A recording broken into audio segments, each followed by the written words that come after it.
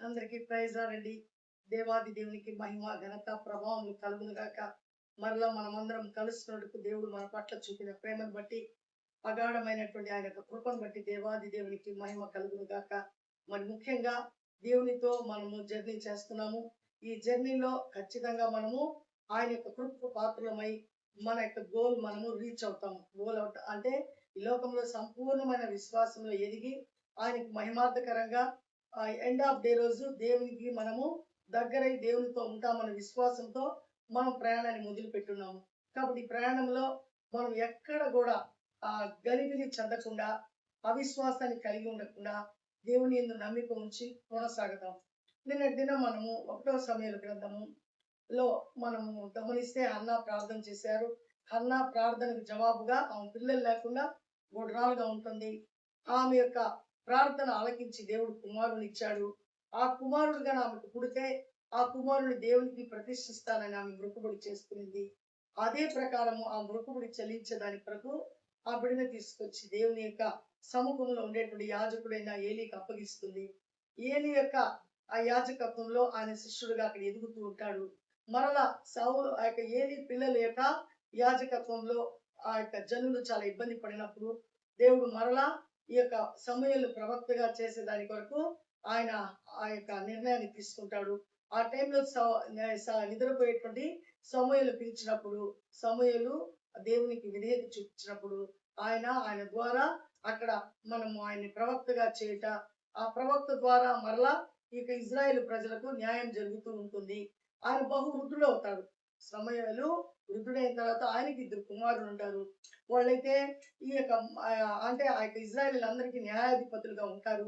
కానీ తండ్రి లాంటి మనస్తత్వాన్ని ఆ పిల్లలు కలిగి ఉండరు. కాబట్టి వాళ్ళు లంచం తీసుకునే వారిగా, ధనాశ కలిగిన వారిగా ఉంటారు. అప్పుడు ఆ యొక్క ప్రజలు ఇజ్రాయేలు వీళ్ళు మాకు న్యాయాధిపతులుగా వద్దనే వద్దు, ఇప్పుడు మాకు రాజు కావాలని సమూయేలు దగ్గరికి వచ్చి బ్రతిమాలుకుంటారు.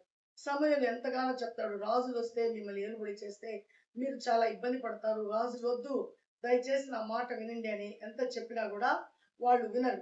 తర్వాత దేవుని దగ్గరికి వెళ్ళి సమూయేలు మొర పెడతాడు.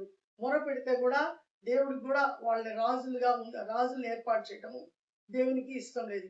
అయినా ఈ ప్రజలు మాటి మాటికి గోజాడుకుంటూ ఏడుస్తున్నప్పుడు మరలా దేవుడే చెప్తాడు, ఖచ్చితంగా మనము మరలా ఒక రాజును ఏర్పాటు చేద్దాము అంటే ఏ రాజును ఏర్పాటు చేద్దామని సమూయేలు అడుగుతాడు. చూడు, నిన్ను వెతుక్కుంటూ నీ దగ్గరకే ఒక వ్యక్తి వస్తాడు, అతన్ని నువ్వు రాజుగా చేయాలా, రేపటి దినం నీ దగ్గరికి ఆ వ్యక్తిని నేను పంపిస్తానని దేవుడు చెప్తాడు. అలా చెప్పిన తర్వాత ఆయన పనులు ఆయన ఉండేటప్పుడు అక్కడ ఈ యొక్క 1వ సమూయేలు గ్రంథం 9వ అధ్యాయంలో మొదటి నుంచి కొన్ని మాటలు ఉంటాయి. అక్కడ ఒక కీషు అనేటువంటి ఒక గొప్ప ధనవంతుడు ఉంటాడు. ఆయనకి ఒక్కగానొక కుమారుడుగా సౌలు ఉంటాడు. సౌలు చాలా అందమైన వ్యక్తిగా, చాలా ఆజానుభావుడుగా ఉంటాడని లేఖనం చెప్తుంది.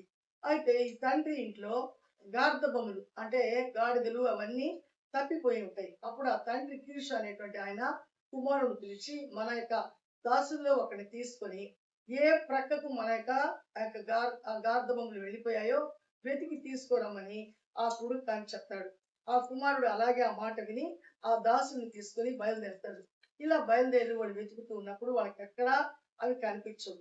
అప్పుడు ఆ దాసుడు అంటాడు, అయ్యా మనం చాలా దూరం వచ్చాము, ఇక్కడ దగ్గరలో ఒక దైవజనుడు ఉంటాడు, ఆయన దీర్ఘదర్శి, ఆయన దగ్గర కనుక మనం వెళ్ళామంటే ఆయన ఖచ్చితంగా ఏ ప్రక్క మన యొక్క గార్ధబొమ్మలు వెళ్ళిపోయారు చెప్తాడు, అప్పుడు మనం సులువుగా వాటిని పొందుకుంటామని ఈ దాసుడు చెప్తాడు. అయితే మనము ఆ దైవజనులను మనం దర్శించాలంటే మన దగ్గర అయితే ఏమీ లేదు కదా అంటాడు. అప్పుడు ఆ దాసుడు అంటాడు, నా దగ్గర కొంచెం వెండి ఉందయా, ఆ వెండిని తీసుకుని మనం వెళ్దామని చెప్పి ఇద్దరు కలిసి వెళ్తూ ఉంటారు. వెళ్ళే సమయంలో ఒక బావి వస్తుంది, అక్కడ కొంతమంది ఉంటారు. వాళ్ళు అడుగుతారు, ఇక్కడ ఒక దైవజనుడు ఉండాలి కదా, ఎక్కడ ఆయన ఆచూకి చెప్పండి అని వీళ్ళు అడుగుతారు. అదుగు అల్లంత దూరంలోనే ఉన్నాడు, వెళ్ళండి ఆయన ఉన్నాడు అని వాళ్ళు చెప్తారు. అప్పుడు వెళ్ళినప్పుడు వీళ్ళు విషయాలన్నీ చెప్తారు. చెప్పినప్పుడు వెంటనే దేవుని ఆత్మ సమూయేలు మీదకి వచ్చి ఆయన అంటాడు, అవును ఇదిగో ఇతనే నేను ఇక ఇజ్రాయేల్ ప్రజల మీద నియమించబోతున్నటువంటి రాజు, కాబట్టి ఇతని నువ్వు అభిషేకించు అనేటువంటి మాట ఆ యొక్క సమూయేలుతో దేవుడు చెప్పడం జరుగుతుంది. అప్పుడు సమూయేలు ఆ మాట హృదయంలో ఉంచుకొని వచ్చినటువంటి ఈ యొక్క సౌలు దాసునికి ఆయన మర్యాదలు చేసి వాళ్ళకి అన్నపానములు పుచ్చుకున్న తర్వాత మరలా వాళ్ళ సాగనంపుతూ ఆయన ఊరి గమ్య దగ్గరికి వచ్చిన తర్వాత ఆయన దగ్గర గుడ్డిలో తైలం ఉంటుంది, అభిషేకించేటువంటి తైలం. ఆ తైలాన్ని తీసుకొని ఆ యొక్క సౌలు మీద తల మీద పోస్తాడనమాట. అప్పుడు మరలా అక్కడి నుంచి సౌలు బయలుదేరి వెళ్ళిపోతాడు.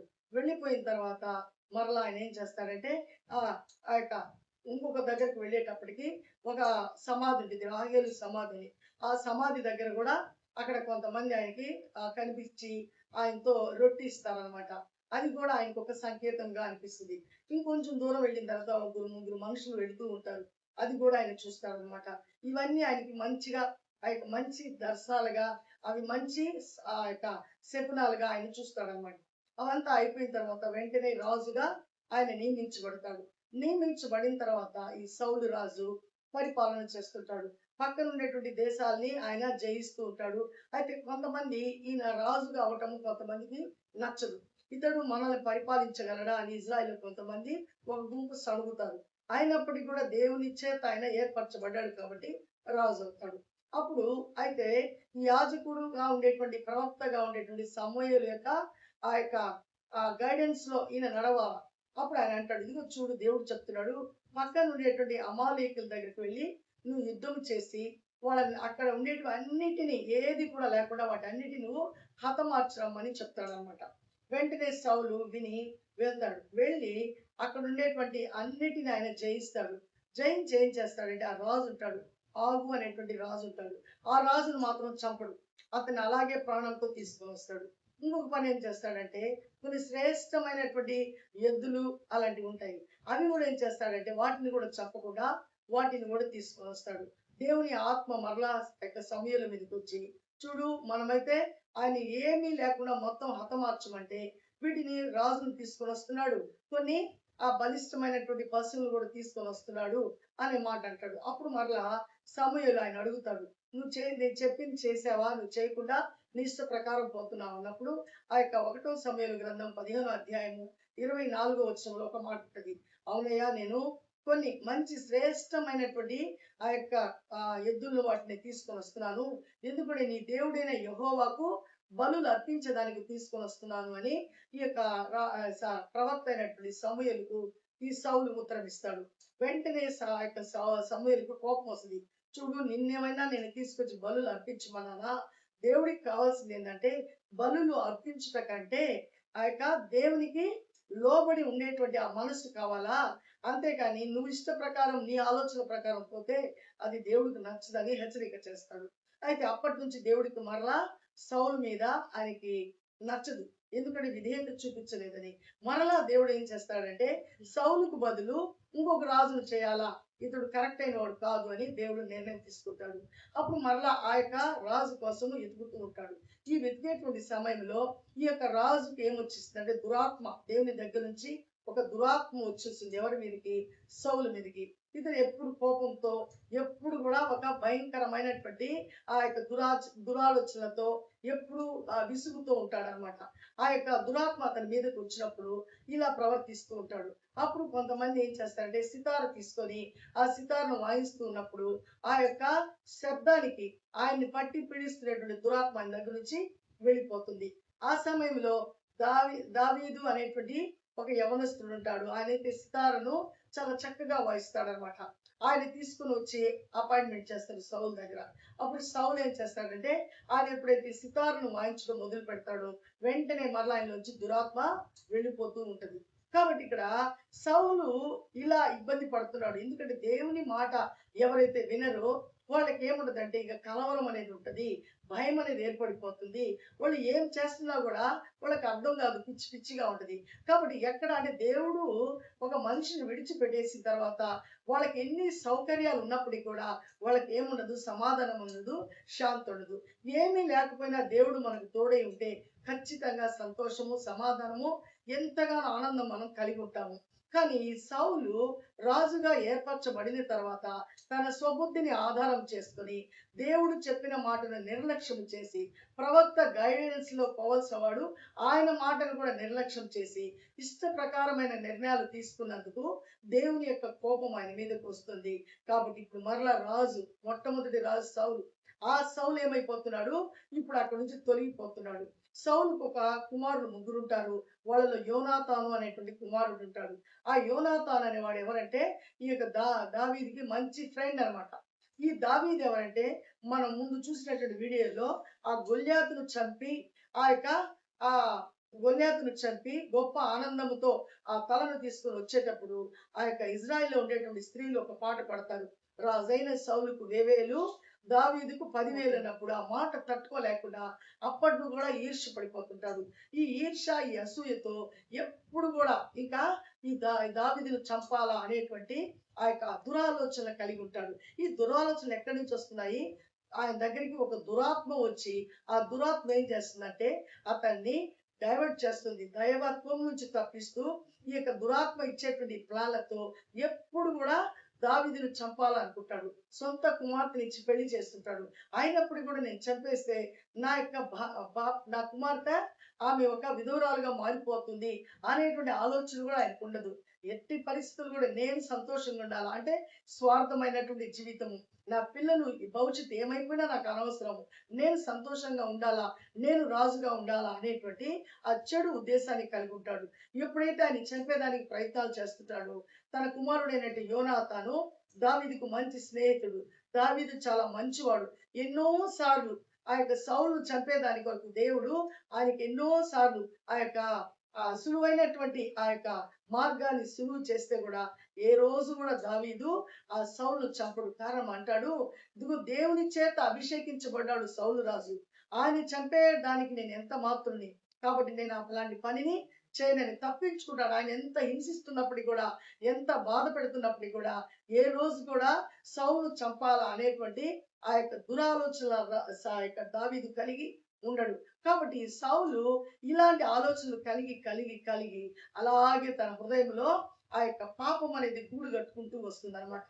కాబట్టి మనశ్శాంతి లేకుండా ఎప్పుడు కూడా అలజడితో జీవిస్తుంటాడు. కాబట్టి పాపం అనేది మన జీవితంలో ఏలుబడి చేసినప్పుడు వాళ్ళకి సమాధానం ఉండదు, శాంతి ఉండదు, అలజడి అనేది ఖచ్చితంగా ఉంటుంది. ఆ అలజడిని జయించాలంటే ఖచ్చితంగా మనము దేవునికి సమర్పణగా మనము సమర్పించబడాల. ఎప్పుడైతే దేవునికి లోబడతామో అప్పుడే మనము మన దగ్గరకు వస్తున్నటువంటి అపవాదిని మనము ఎదురించగలము. దేవునికి వ్యతిరేకంగా ఉంటే మనం ఈ లోకంలో ఏది చేయలేము. కాబట్టి దేవునికి వ్యతిరేకంగా ఉన్నాడు సౌలు. కాబట్టి తను ఏం చేస్తున్నాడంటే తన ఆలోచనలన్నీ చెత్త ఆలోచనలు.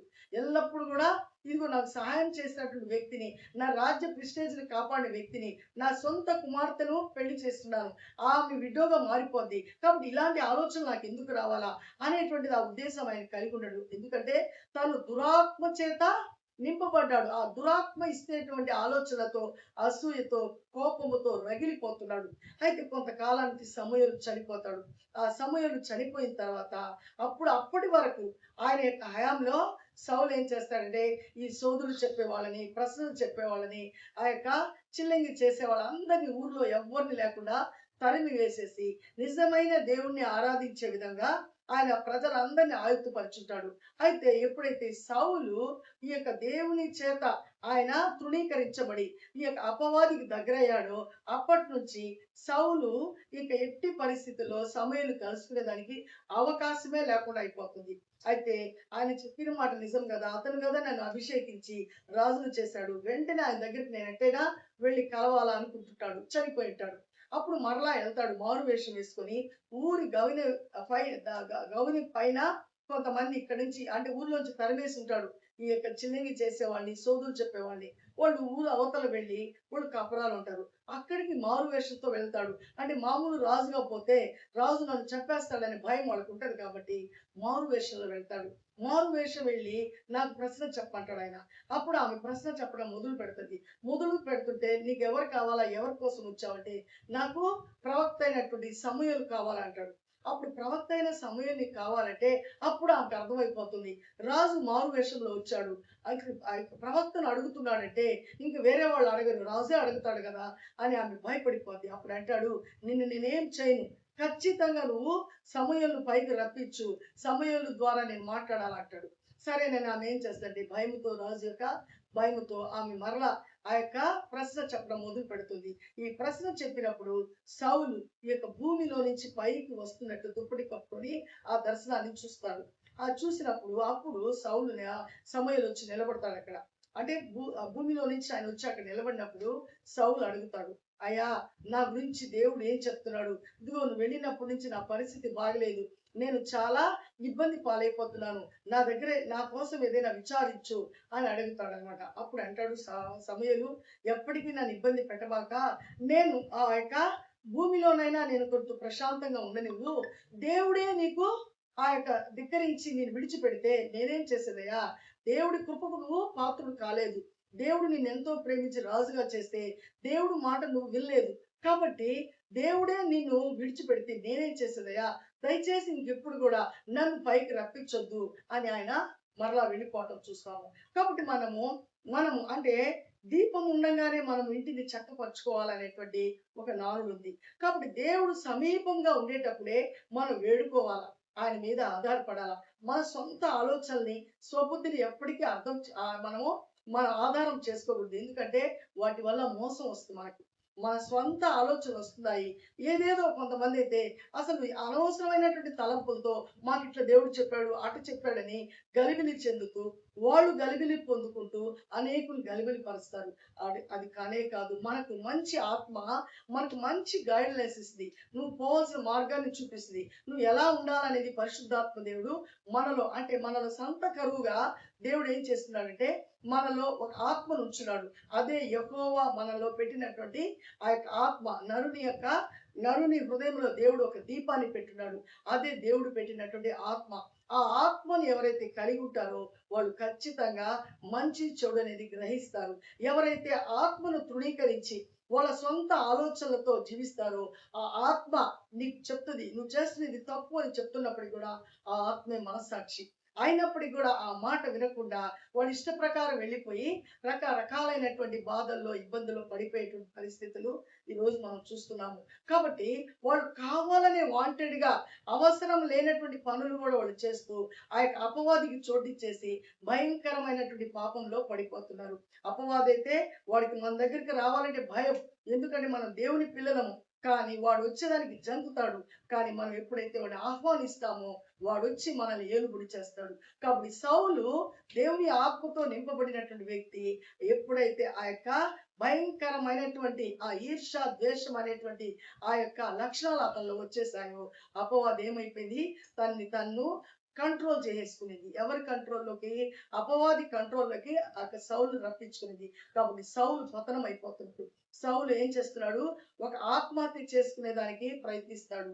తర్వాత ఆ యొక్క పక్కన ఉండేటువంటి తన యొక్క బాణాలు మోసే వాళ్ళని చంపమంటాడు.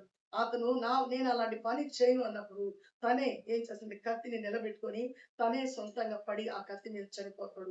కాబట్టి అలాంటి ఆ యొక్క దౌర్భాగ్యమైన పరిస్థితి, దేవునికి లోబడకపోతే మనం ఏమైపోతామంటే నరకానికి ఖచ్చితంగా పోతాము.